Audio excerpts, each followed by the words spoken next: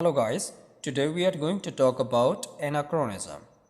Alright, etymologically speaking, just look at the word anachronism.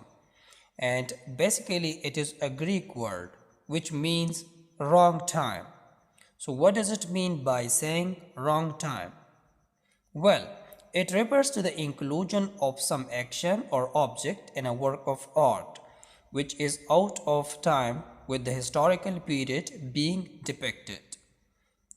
Well, let me tell you in simple words.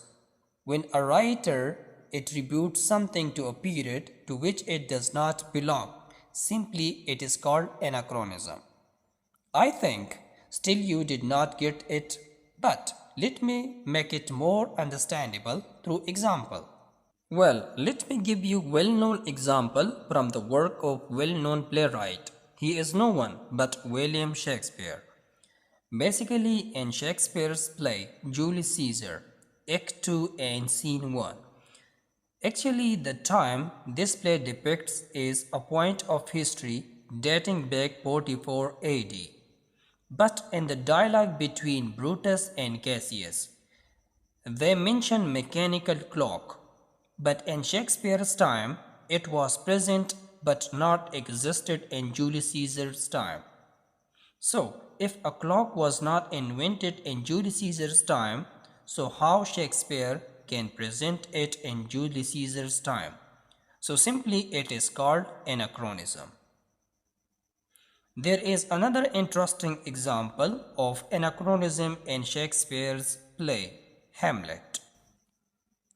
Basically in the play, we are told about Hamlet, the protagonist, that he has been attending the University of Wittenberg.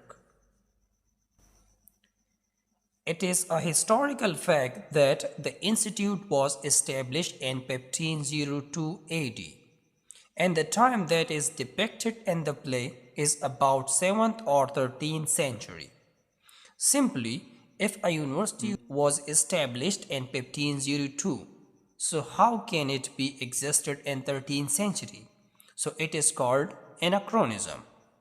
The conclusion is that when a writer, whether he is a dramatist or novelist, presents something in the work of art which is not existed in the time is simply called anachronism.